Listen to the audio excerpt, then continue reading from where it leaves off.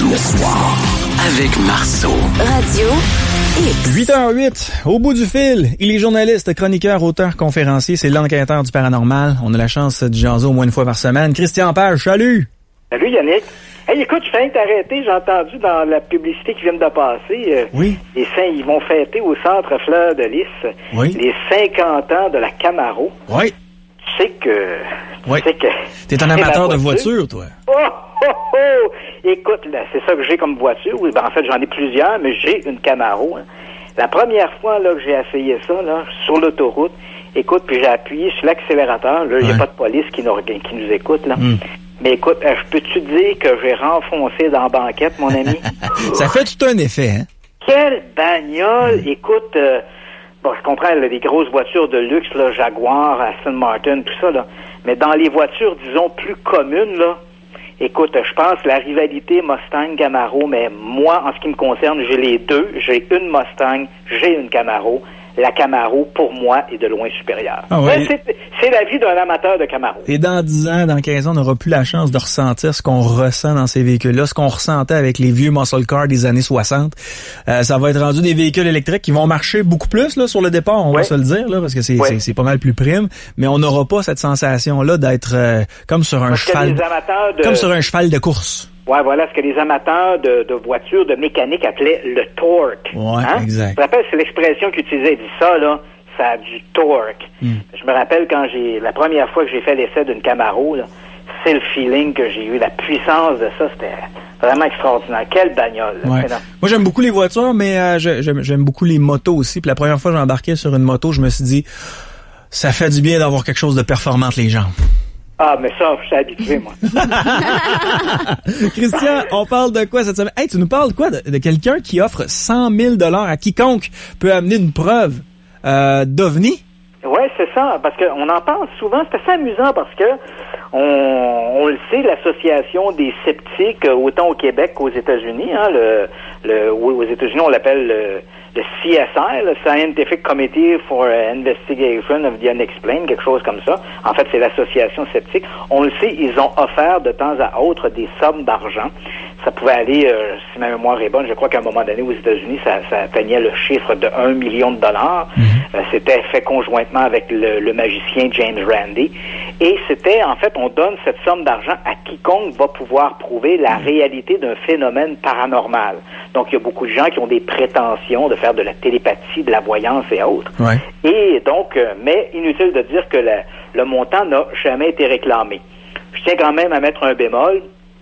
Dans le cas parce que bon, faut pas tout n'est pas blanc et tout n'est pas noir dans ce milieu-là.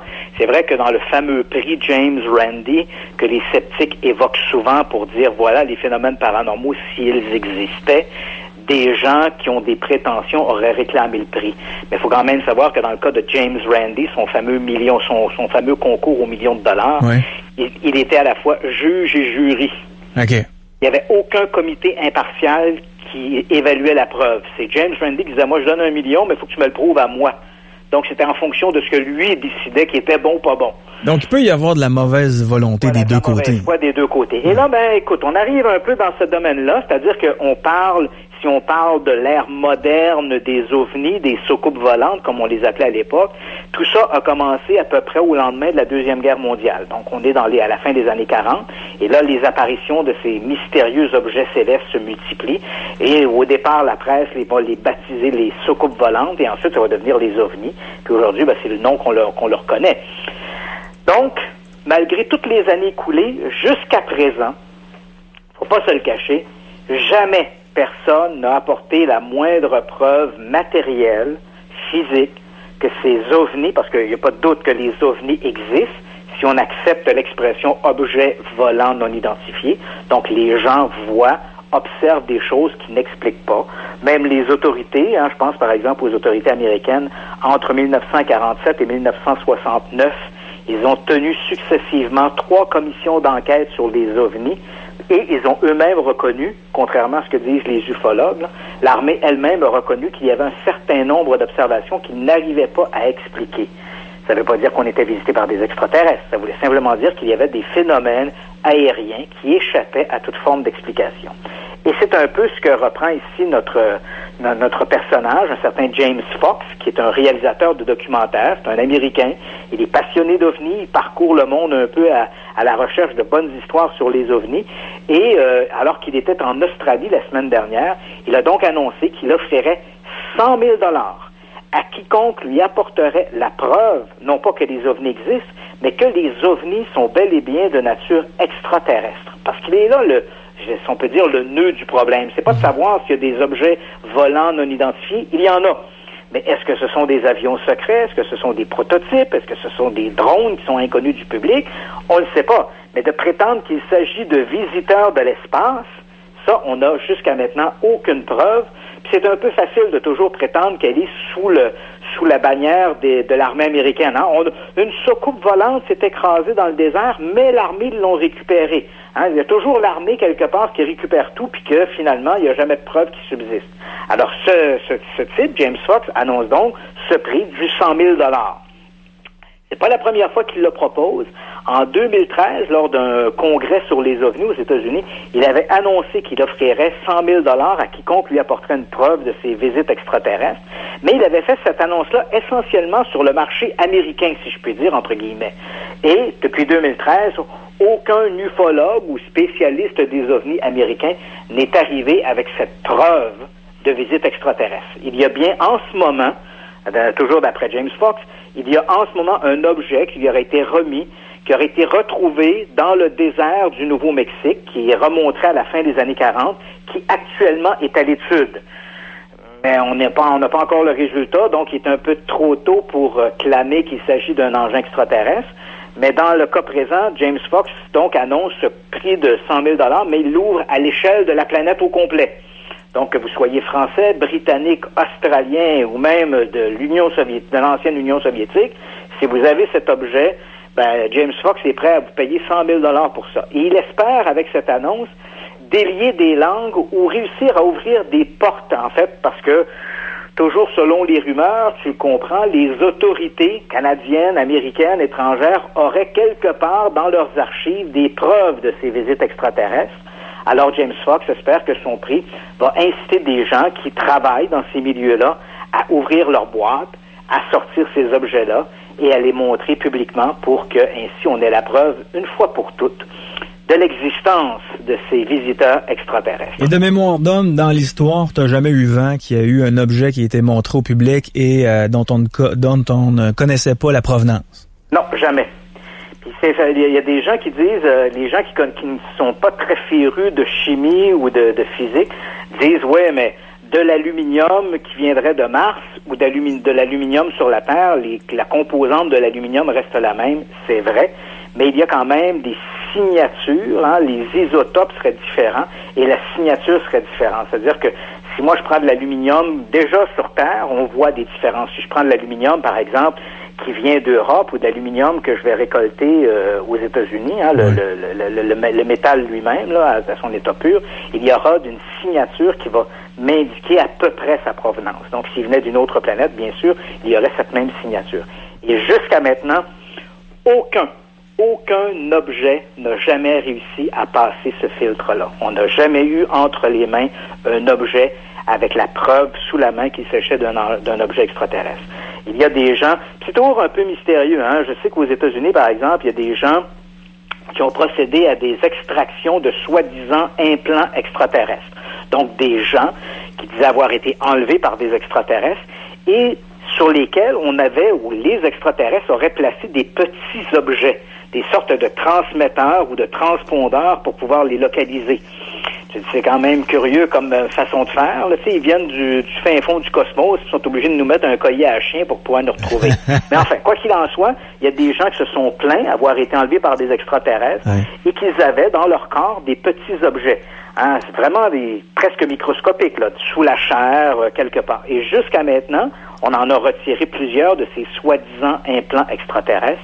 Et jusqu'à maintenant, il y a eu beau avoir des prétentions de ces gens-là de dire « Nous avons fait analyser ces objets-là, celui-ci ou celui-là était de nature extraterrestre », jamais on n'a pu avoir une contre-expertise de ça, c'est jamais arrivé. Donc, ça n'a jamais été fait suivant les bonnes règles de la science et de la contre-expertise. Parce que quelqu'un dise « Ah, Mon beau-frère a analysé ça dans son sous-sol, puis lui, il pense que c'est de nature extraterrestre. Ça vaut rien, ça. Si ces objets-là existent, s'ils sont bel et bien de nature exotique, il aurait fallu les soumettre à 2 ou 3 laboratoires pour qu'on puisse avoir des résultats, comparer les résultats. Or, en suivant cette règle-là de la bonne science, ça ne s'est jamais produit. Donc, jusqu'à maintenant, 70 ans après le début de l'ère moderne des ovnis ou des soucoupes volantes, on n'a toujours pas la preuve matérielle que nous sommes visités par des extraterrestres. Prochain sujet, on parle de documents qui étaient jusqu'à maintenant classés secrets, qui ont été mis en ligne par la CIA. Ouais, et ça aussi, on entre dans le mythe, hein? Il y a quelques jours, la CIA a rendu public tout un ensemble de documents, comme elle le fait depuis quelques années, hein, depuis que ce soit aux États-Unis, au Canada ou ailleurs dans le monde, les services, et surtout dans les pays occidentaux, de plus en plus de services mettent en ligne leurs archives. C'est vrai pour l'Angleterre, le Canada, les États-Unis. Et quand je dis mettre en ligne leurs archives, ce sont vraiment des archives tout azimut. On retrouve là-dedans des positions politiques, des systèmes de stratégie qui datent des années 60 ou 70, des enquêtes menées sur des individus ou des groupes d'individus. Et dans le cas présent, on a retrouvé dans ces documents qui ont été rendus publics par la CIA, on a trouvé une série de documents qui datent des années 50 et qui concernent, attention, la survie d'Adolf Hitler. Donc là, ces documents-là, ils sont plusieurs, mais il y a en particulier un mémo qui est daté du 3 octobre 1955. Et dans ce mémo-là, le chef de division de l'hémisphère ouest de la CIA a reçu un document, en fait un mémo qui provenait d'un service au Venezuela. Et ce mémo-là lui disait qu'un ancien SS, un certain Philippe Citroën, avait raconté que à un moment donné, il travaillait sur un chantier en Amérique du Sud, sur un chantier de voie ferrée. Il avait fait la rencontre d'un homme qui s'appelait Adolf Schüttelmayer, et ce Adolf Schüttelmayer lui avait confié qu'il était en effet Adolf Hitler. Alors tu comprends, on retrouve cet élément-là dans un mémo de la CIA qui date de 1955. Et là, ça va un petit peu plus loin. Même M. Citroën dit qu'il a même rencontré ce Adolf Schüttelmayer, de son vrai nom Adolf Hitler. Il l'aurait rencontré dans une sorte de résidence privée. Il aurait eu des échanges avec lui. Et finalement, en 1955, Adolf Hitler et d'autres nazis qui l'accompagnaient auraient quitté la Colombie pour aller vivre en Argentine où il aurait coulé des jours paisibles. Alors, ce genre de document qui ressort comme ça, évidemment, relance le débat. Est-ce que oui ou non, Adolf Hitler s'est suicidé au bunker? Parce que rappelons pour l'histoire que le 30 avril 1945, Adolf Hitler et sa nouvelle épouse Eva Braun se seraient suicidés dans un bunker qui se trouvait à 10 mètres sous la chancellerie à Berlin. Et leur corps aurait été sorti dans la cour arrière, déposé dans un trou qui était en fait le trou laissé par un obus, et leur corps aurait été arrosé de kérosène et brûlé. Alors ça, c'est pour l'histoire. C'est la version que l'on a de l'histoire de comment Hitler est mort, alors que dans ces documents-là, on laisse toujours présager qu'il aurait pu survivre. Et c'est vrai qu'il y a tout un groupe de gens, des théoriciens du complot, qui adhèrent à cette hypothèse que Hitler aurait survécu au bunker. Et sais-tu quelle est la pogne ici? Quelle est la pogne, Christian? Ouais, la pogne. C'est que le document date de 1955. Oui. Il faut savoir, là, si on connaît bien l'histoire, puis on regarde comment les choses se sont passées, quand Hitler s'est suicidé au bunker, c'est l'Armée rouge qui est entrée les premiers au bunker. Eux ont trouvé le corps d'Eva Braun et d'Adolf Hitler. Ils les ont transférés. Il y a eu autopsie, il y a eu analyse dentaire qui ne laisse aucun doute, j'insiste, aucun doute sur le fait que Hitler et Eva Braun étaient morts au bunker. Mais à ce moment-là, Staline a laissé courir la rumeur qu'Hitler s'était peut-être échappé. Il voulait savoir quelle était l'étendue des services de renseignement américains et des alliés. Déjà, il commençait à avoir un bras de fer entre l'Est et l'Ouest. Et Staline a laissé courir cette idée-là, parce qu'à un moment donné, même Roosevelt lui aurait demandé, lors d'une rencontre en Europe, immédiatement après la guerre, est-ce qu'on a la preuve qu'Hitler est mort au bunker? Et Staline lui a répondu, non, on l'a pas la preuve, alors qu'en réalité, les soldats de l'Armée rouge avaient récupéré des corps, il y avait eu autopsie, analyse dentaire, et on avait les archives qui prouvaient l'analyse dentaire. Bien sûr, Staline a laissé courir ça, mais peu à peu, la réalité, la vérité s'est fait jour, Et en 1900, je te rappelle que le document dont je te parle date de 1955. Ouais. Donc, entre 1945 et 1956, la rumeur a couru qu'Hitler avait peut-être survécu au bunker. Mais en 1956, il y a eu une commission d'enquête en Allemagne et les premiers documents d'autopsie ont été présentés, ne laissant aucun doute sur la mort d'Hitler. Et même le FBI et la CIA ont fermé leur dossier. Donc, il n'est pas surprenant de trouver dans les archives de la CIA ou de trouver dans les archives du FBI, entre 1945 et 1956, des documents qui colportent des rumeurs. Hitler aurait été vu dans un McDonald's, Hitler aurait été vu ici, Hitler aurait été vu prenant le train, Hitler aurait été vu en train de jouer aux cartes. Donc, il y en a plein de rumeurs comme ça, un peu comme Elvis. Hein? Elvis n'est pas mort, il fait de la pizza Kalamazoo quelque part au Missouri. Elvis a été vu là, ou Michael Jackson. Hein? Donc, ces rumeurs circulent, et à l'époque, bien sûr, la CIA et la FBI colligeaient toutes les rumeurs. Des gens appelaient, disaient, je pense que j'ai vu Hitler dans un McDonald's, on prenait ça. Donc, c'est pas surprenant de trouver dans ces vieux documents le colportage, si je puis dire, de rumeurs concernant la survie d'Hitler.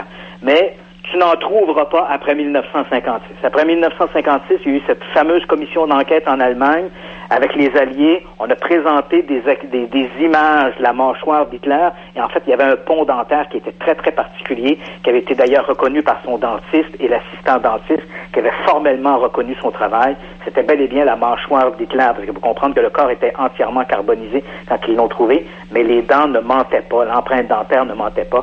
Et à partir de 1956, comme je l'ai mentionné, la commission d'enquête allemande a terminé son dossier, a fermé le dossier en disant Hitler est mort au bunker, on en a la preuve.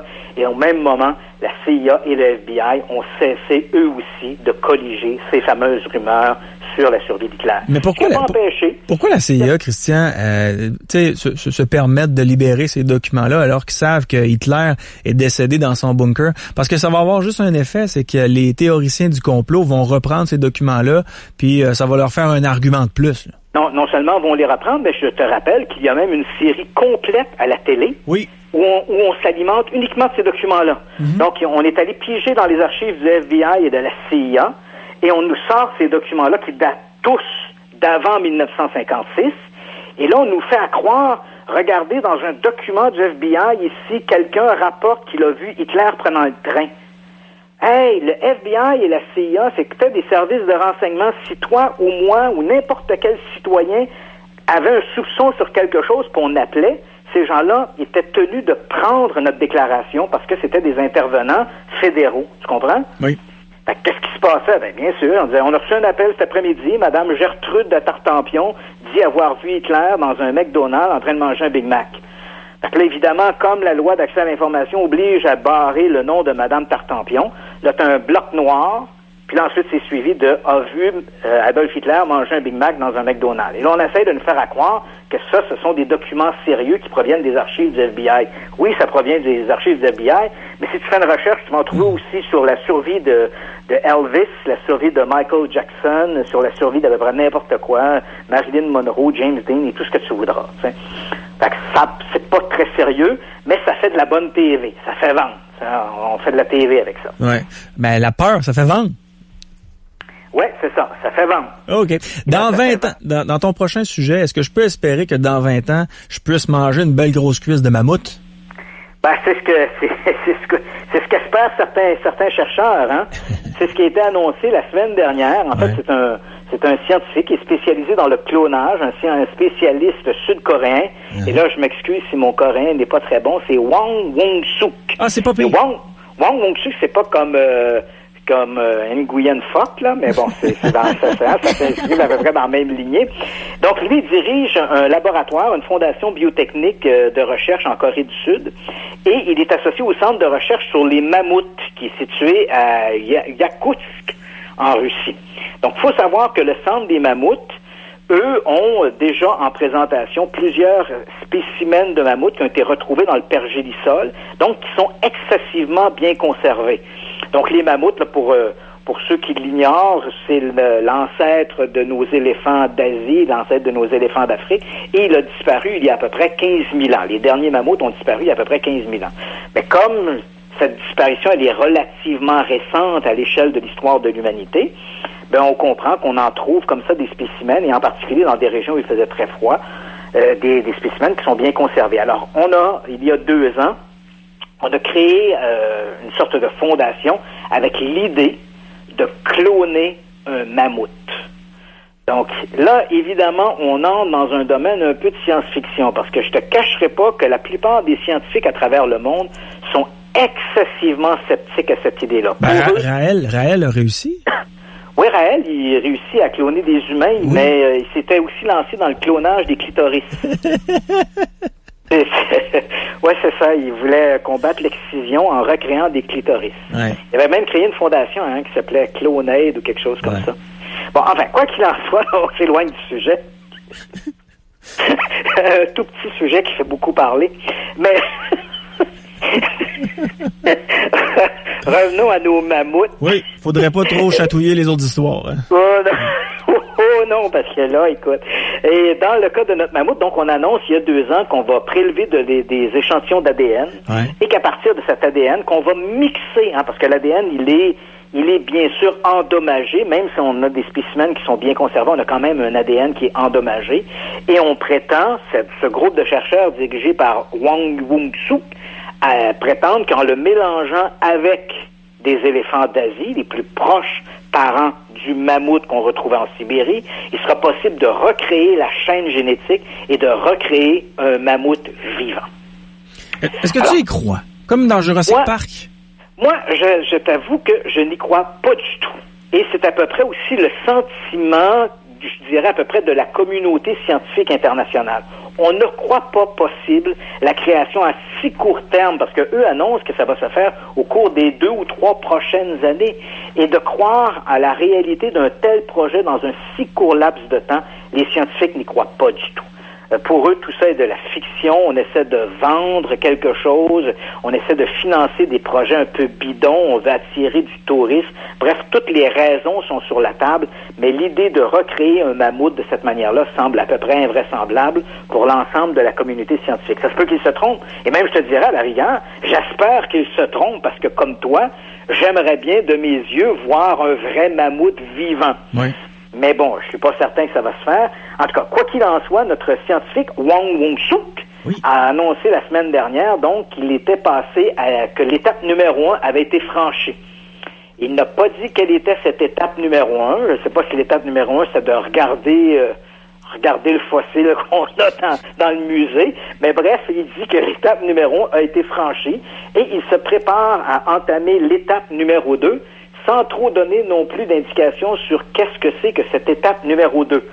Donc déjà, sur le protocole scientifique, tout ça paraît particulièrement louche. Mais bien sûr, l'idée de voir un mammouth vivant fait rêver. Oui, ça fait rêver, mais il y a pas une question d'éthique là-dedans?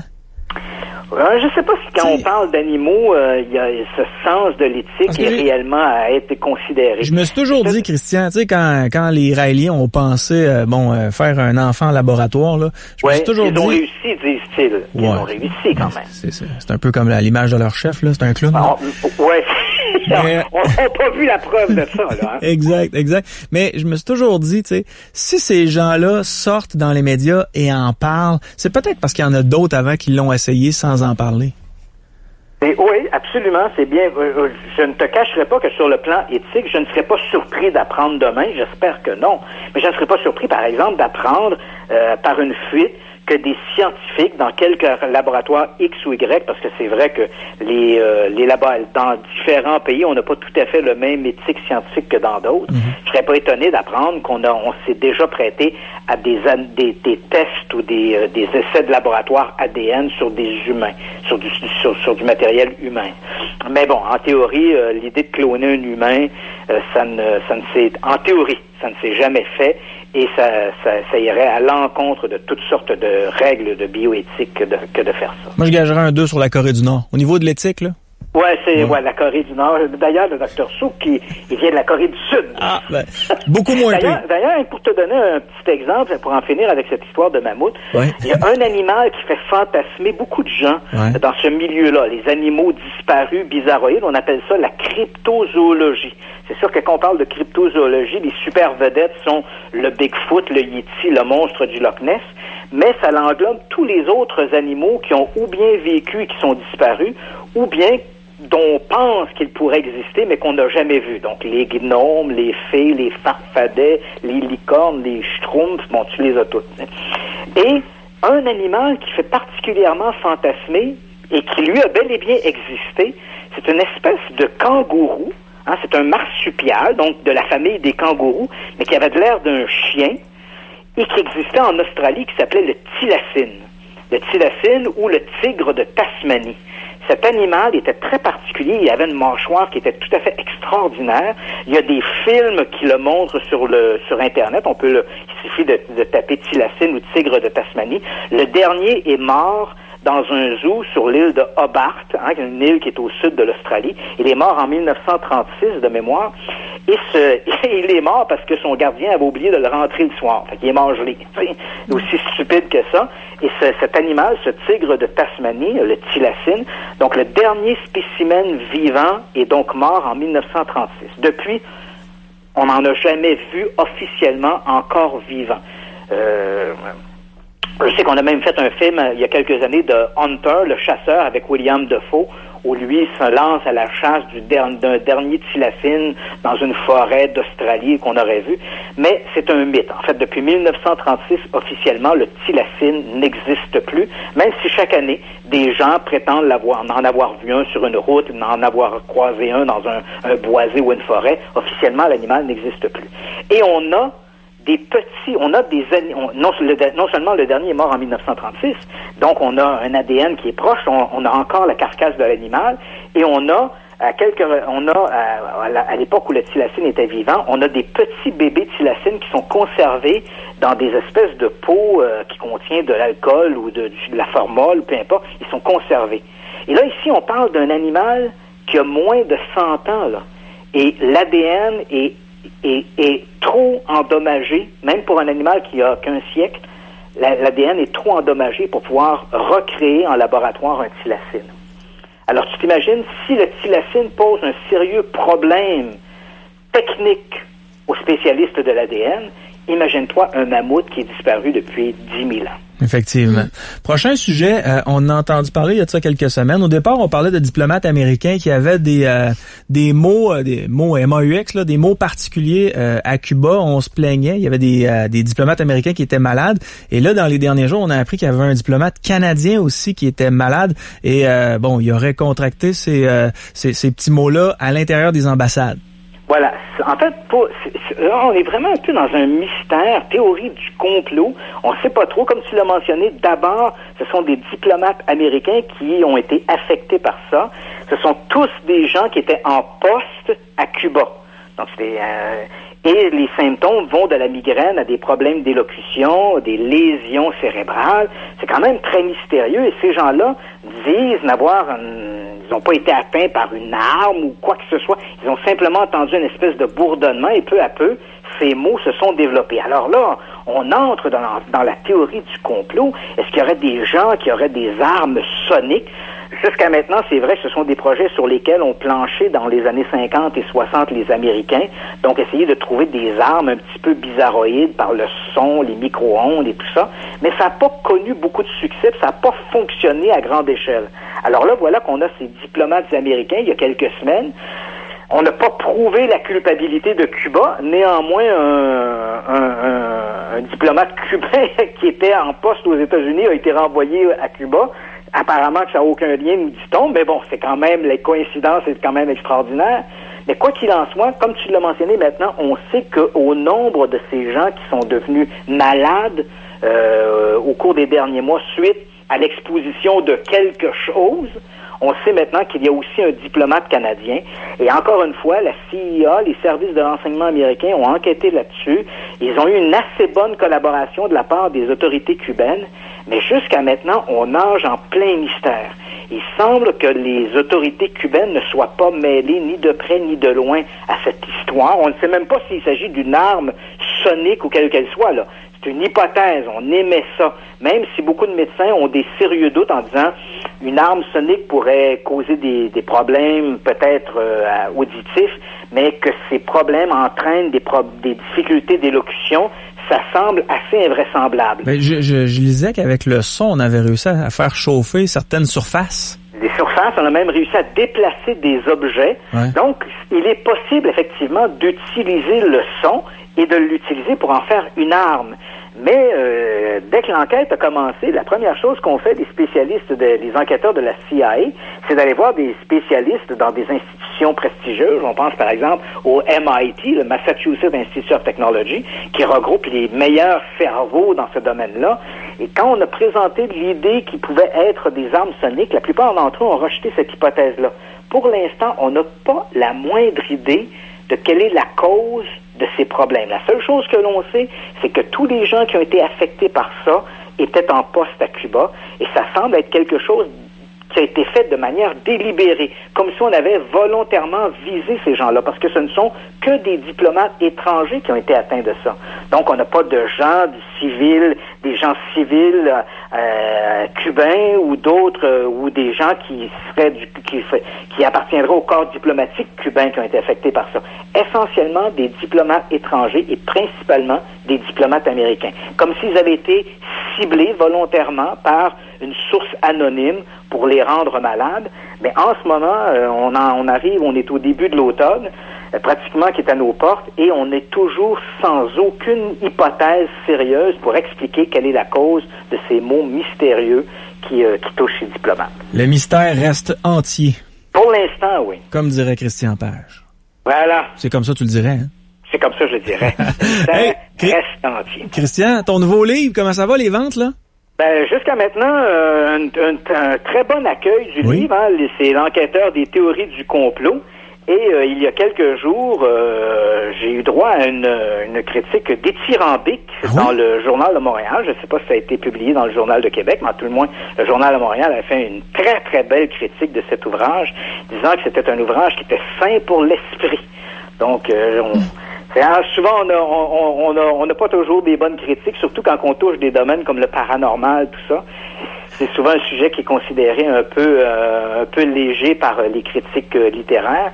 Mais disons que dans le cas des théoriciens de mon livre, l'enquêteur des théories du complot, la critique a été très, très bonne. Est-ce que tu sais je peux t'annoncer, j'ai pas encore la date, je suis en négociation avec l'Université Laval, mais je devrais être en mesure de présenter la conférence Les théories du complot à Québec au mois de novembre. Cool. Est-ce que tu sais combien tu as vendu de livres jusqu'à maintenant, ou peut-être que je devrais te poser la question différemment? Est-ce que t'avais de t'acheter un autre muscle car?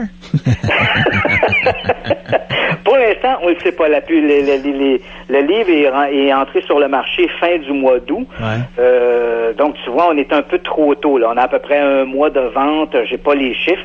Mais d'après ce que je peux comprendre, mon éditeur semble très satisfait de la façon dont les ventes vont pour l'instant. Donc, disponible dans toutes les bonnes librairies. Est-ce que c'est disponible électroniquement?